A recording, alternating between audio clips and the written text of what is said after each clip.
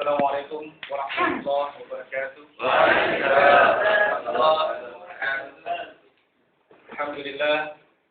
Alhamdulillahilladzi arsala rasulahu rahmatan lil alamin wa uswatan lil mu'minin. Wassalatu wassalamu ala asyrafil anbiya'i wal mursalin, imamil muttaqin, sayyidina wa maulana Muhammadin wa ala alihi wa ashabihi al-mujahidin at-tahirin. Amma ba'd. Hadirin ma'asyiral muslimin rahimakumullah. Pertama, marilah kita panjatkan puji bersyukur atas nikmat yang telah Allah berikan kepada kita.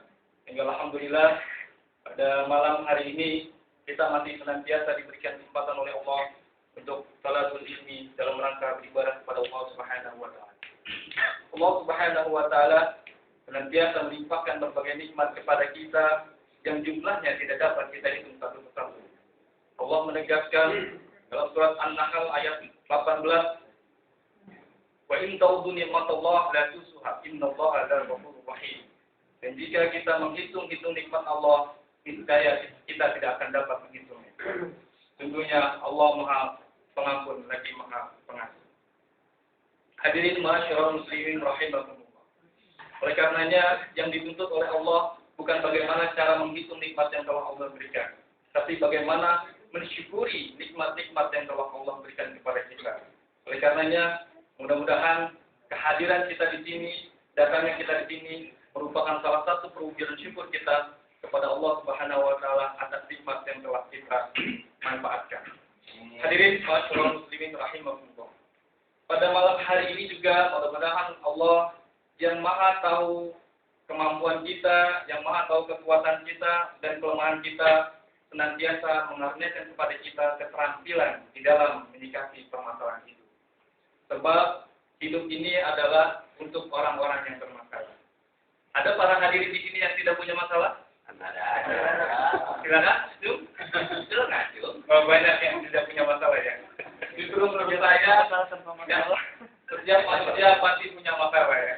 Ketika melihat dompetnya tipis, jadi masalah. Ketika melihat dompetnya tebal, juga jadi masalah. Ya, karena isinya cuma bon. Ya, barangkali bagi yang punya, ya, ketika belum punya istri, masalah. Yang waktu itu kata Pak Judin, sabun jadi solusinya.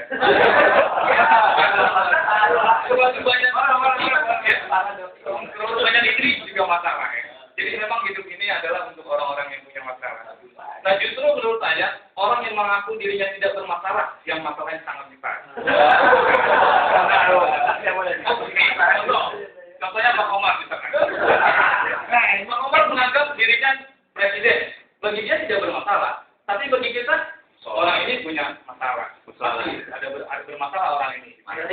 Paling Pak Omar bilang, masalah buat antum. Jadi memang justru orang-orang yang menganggap dirinya tidak bermasalah atau tidak punya masalah, masalahnya paling besar. Seperti itu ya. Wow. Hadirin ma'asyiral muslimin rahimakumullah. Tema yang akan saya sampaikan pada malam hari ini. Karena kedatangan Islam dianggap asli. Ya. Kedatangan Islam dianggap hadirin ma'asyiral muslimin rahimakumullah. Belum pernah tercatat dalam sejarah, baik sebelum maupun sesudahnya, bahwa satu perubahan besar telah dilaksanakan hanya dalam waktu relatif singkat, tidak lebih dalam masa 23 tahun lamanya. Inilah perubahan besar yang telah dibawa oleh Rasulullah SAW. Di samping memperbaiki dan mengoreksi ajaran Nabi Isa yang telah diselewengkan oleh umat, di samping mengoreksi dan memperbaiki ajaran Nabi Musa yang telah diselewengkan oleh umatnya, di samping itu beliau mengembalikan ajaran tauhid, mencanangkan kalimat la ilaha illallah Muhammadur Rasulullah. Inilah perubahan besar yang telah dibawa oleh Rasulullah SAW selama 13 tahun di kota Mekah, dengan penuh tantangan, dengan penuh cemoohan, dengan penuh cacian, semuanya beliau terima dengan sabar dan lapang dada. Bahkan Rasulullah SAW pernah bersabda, "Badal Islamu ghariban, wa sayaudu ghariban kama bada'a, fatuba lil ghuraba." الذين يصلحون معاصر الناس من سنتي. Badal Islamu ghaliban. Pertama kali Islam datang, dianggap aneh. Pertama kali Islam datang, dianggap asing. Orang-orang Quraisy dulu pernah bilang dalam bahasa kita, bagaimana Muhammad ini mengajarkan kita menyembah Tuhan yang tidak kelihatan dan jumlahnya cuma satu. Kita, kata orang Quraisy, yang Tuhan kita banyak saja dan kelihatan, kadang-kadang masih kelaparan. Apalagi kalau Tuhan kita cuma satu. Itu logika mereka.